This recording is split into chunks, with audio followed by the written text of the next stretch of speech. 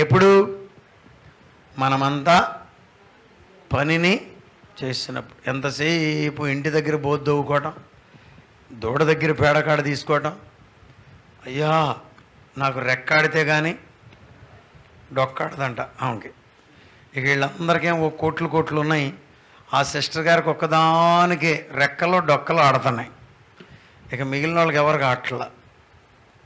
దేవుడు మనల్ని ప్రేమించి గంటలు ఇస్తున్నాడు. రోజుకి 24 గంటలు టైం ఇచ్చినప్పుడు మనం ఏం చేయాలి? కొంత సమయాన్ని దేవునికి ఇవ్వాలి. సేవలు, స్తోత్రం. మరి 4వదిగా పని ఏం చేసుకో. మరి బతకాలంటే ఏం చేయాలి? పని చేసుకోవాలి. మీలో ఎవరైనా సరే గుర్తుంచుకోండి, పని చేసుకునేవాడు ఎక్కడికి వెళ్ళినా బ్రతుకుతాడు. అటు పని ఇటు ఏదయ్యా. మా అమ్మాయి పెళ్లి చూపులుగా చెప్తున్నారు కొంతమంది, మా అమ్మాయితో పని చేపిస్తే మేము ఇవ్వము. మరేం చేయాలి? కాలు మీద కాలు వేసుకుని, నోట్లో వేలేసుకుని.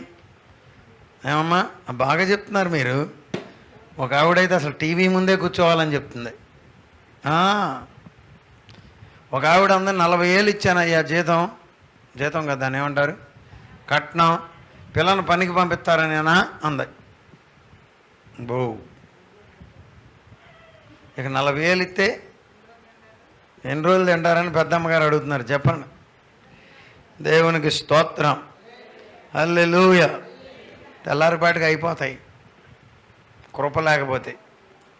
నంబర్ 1 ప్రాధాన్యతలు ఎంచుకోవాలి. మీ సమయాన్ని సద్వినియోగం చేసుకోవటం అంటే చాలా జాగ్రత్తగా వినాలి. మీ జీవితంలో సమయాన్ని వాడుకోవడం కనుక మీకు చేత అయితే మీరు అంచెలంచెలుగా అభివృద్ధి పొందే అవకాశం ఉంటుంది. నెంబర్ 2 ప్రణాళికలు ఉండాలి. ఏం వేసుకోవాలి?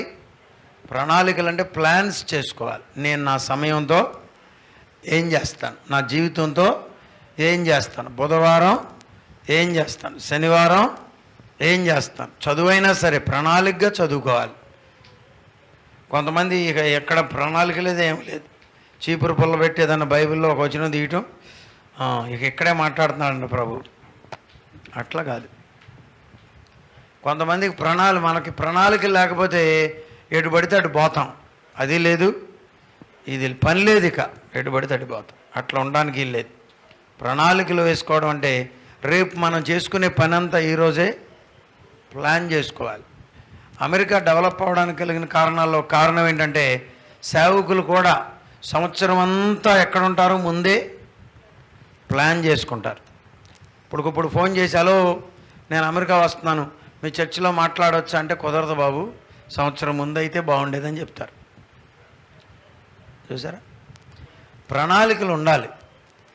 మీరు ఏం చదువుకుంటున్నారు, ఏం చదివితే ఏమవుతారు. పిల్లలు ఇప్పుడు 10th అయిపోయింది, ఇంటర్మీడియట్కి ఎంపీసీకి వెళ్ళాలా, బైపీసీకి వెళ్ళాలా, సిఈసీకి వెళ్ళాలా, హెచ్ఈసీకి వెళ్ళాలా, ఏం చేయాలి? ప్రణాళిక ఉండాలి. ఇప్పుడు మా తమ్ముడు చెప్తున్నాడు, ఫిలిప్. ఇప్పుడు ఒక ఆయన పిల్లోని సేవకు సమర్పించాడంట. సేవకు సమర్పించి వాడినేమో ఎంపీసీలో చేర్చాడు. ఎంపీసీలో చేరితే ఏమవుతుంది? 2 సంవత్సరాలు అయిన తర్వాత ఎంసెట్ రాస్తాడు. ఎంసెట్ రాసి ఏం చేస్తాడు? ఇంజనీరింగ్కి వెళ్తాడు. సమర్పించింది దేనికి? సేవకు. ఎట్లా? సహజంగా ఏం చేయాలి?